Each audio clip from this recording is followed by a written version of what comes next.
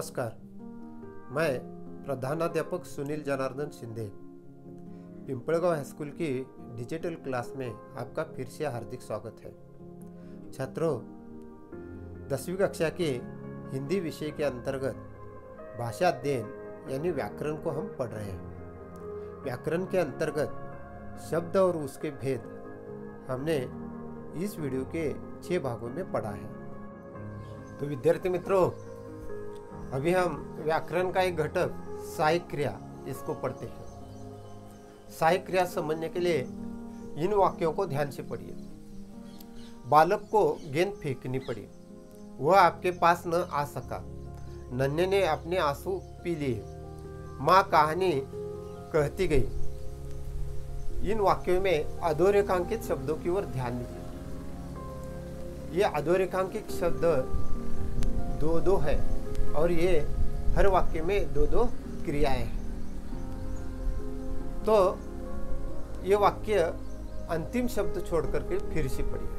जैसे बालक को गेंद फेंकनी, यहाँ बालक गेंद फेंकने का कार्य कर रहा है, लेकिन फेंकना ये मुख्य क्रिया है, फिर भी इसके द्वारा इस वाक्य का अर्थ नहीं पूर्ण हो रहा है।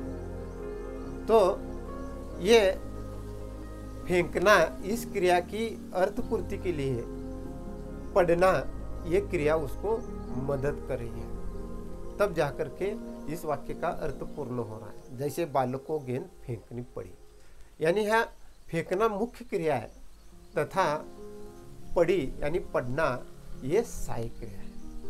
उस तरह दूसरे वाक्य में वह आपके पास न आ सका, यहाँ आने का कार्य हो रहा है, वह अपने पास न आ, यहाँ पढ़ने से वाक्य की अर्थपूर्ति नहीं हो रही। तो आना इस क्रिया को सका यानी सकना ये क्रिया सहाय्य कर रहे हैं, तब जाकर के इस वाक्य का अर्थ पूर्ण हो रहा है।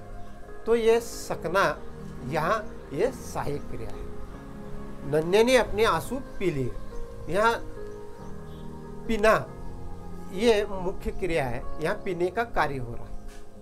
तो नन्हे ने अपने आंसू पी, यहाँ तक वाक्य पढ़ने से उसका अर्थ पूर्ण नहीं हो रहा है। तो इस वाक्य का अर्थ पूर्ति के लिए दूसरी क्रिया मदद कर रही है, वो है लेना यानी लिए। तो जाके यहाँ नन्हे ने अपने आंसू पी लिए, ये वाक्य बनता है। तो इन वाक्य में लेना यानी लिए यह सहायक क्रिया है। अगला वाक्य है माँ कहानी कहती गई। माँ यहाँ कहानी कहने का कार्य कर रही है और कहना यानी कहती इस क्रिया से इस वाक्य की अर्थपूर्ति नहीं हो रही है। तो इस क्रिया की अर्थपूर्ति करने के लिए दूसरी क्रिया सहाय्य करे, मदद करे, वो है गई यानी जाना। तो ये जाना सहायक क्रिया है। तो इस विश्लेषण से हमें पता चलता है कि जो मुख्य क्रिया के अर्थ में विशेषता उत्पन्न कर वाक्य की अर्थपूर्ति में मदद करता है, उसे सहायक क्रिया कहते हैं। जैसे इन वाक्यों में पढ़ना, सकना, लेना, जाना ये सहायक क्रियाएं हैं। तो छात्रों, सहायक क्रिया के बारे में विशेष बात ध्यान में रखने वाली यह है कि सहायक क्रिया वाक्य के अंत में होती है और वो मुख्य क्रिया के साथ आती है और मुख्य क्रिया को वाक्य का अर्थ पूरा करने में मदद करती है, सहायक करती है। तो ये दोनों क्रियाएं मिलकर के संयुक्त क्रिया बन जाती है। तो उम्मीद करता हूँ कि आपको ये घटक समझ में आ गया। विद्यार्थी मित्रों, इस वीडियो के अगले भाग में प्रेरणात्मक क्रिया को हम समझेंगे।